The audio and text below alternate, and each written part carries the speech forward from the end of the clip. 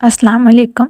आज की इस वीडियो में मैं आपके साथ तहज्जुद की एक ऐसी कहानी शेयर करूंगी जिसमें वो लिखती हैं कि मैंने तहज्जुद पढ़ी और उसने शादी का पैगाम भेज दिया। ये कहानी मैं बिल्कुल उन्हीं की ज़ुबानी आप लोगों के साथ शेयर करने जा रही हूँ।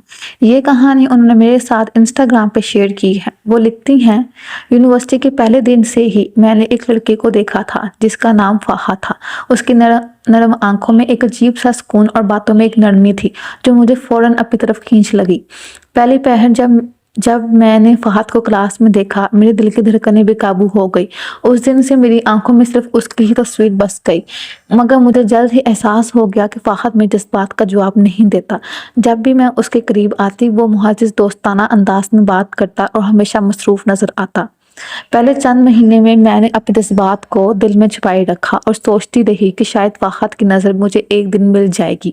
मगर जैसे जैसे वक्त गुजरता गया उसकी तवज्जो हमेशा दूसरी चीज़ों में लगी रहती।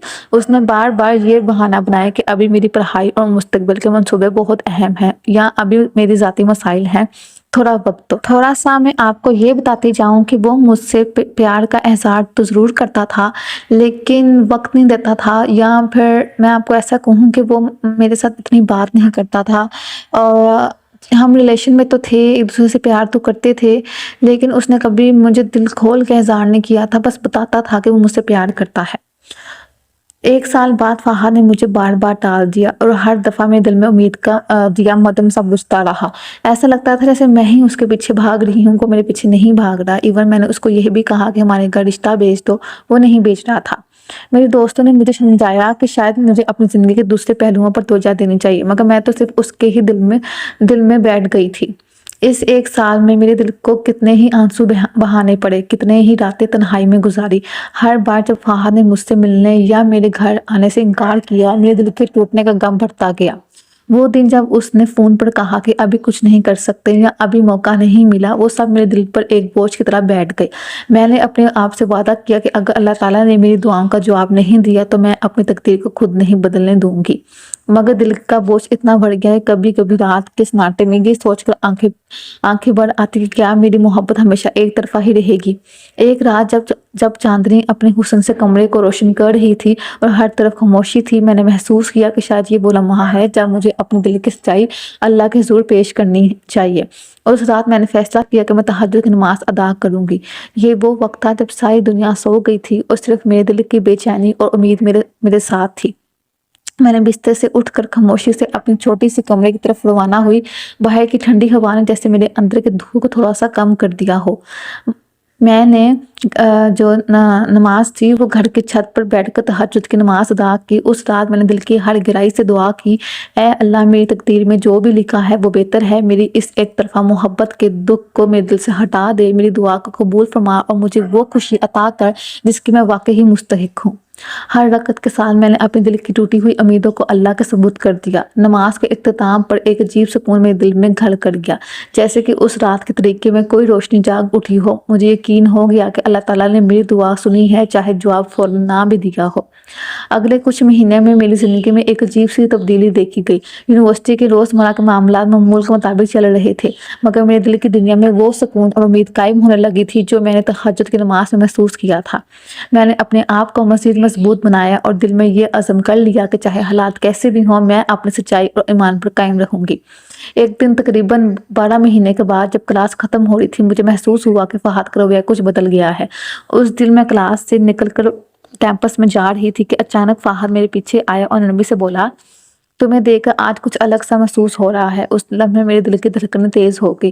पहले तो मैंने सोचा कि शायद ये मामूली बात है, मगर फिर उसने आहिस्ता से कहा, मैंने तुम्हारी काफ़ी अरसे से देखा है और महसूस किया है कि तुम बहुत समझदार और खूबसूरत हो। उसके अल्फाज में दिल की गहराइयों में गूंज उठे। मुझे याद आया वो एक साल के बहाने, वो बार बार किए गए वादे, उन सब लम्हों की उदासी जो मैंने बर्दाश्त की थी। फहद ने आगे कहा कि उसने बहुत सोचा है और अपने ख़ानदान से बात की है।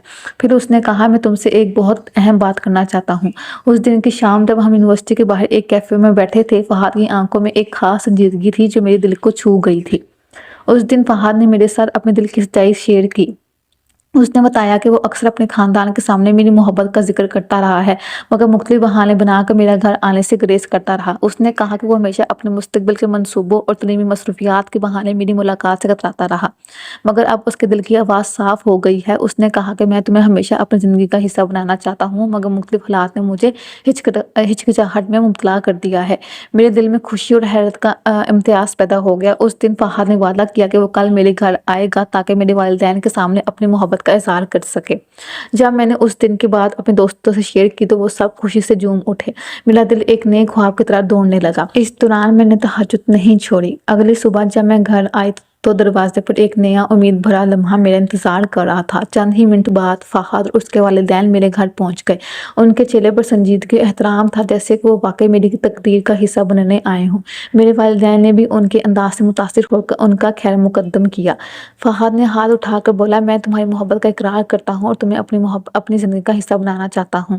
یہ جو اس نے بات مجھ سے کی وہ آنکھوں میں خوشی لے کے کی۔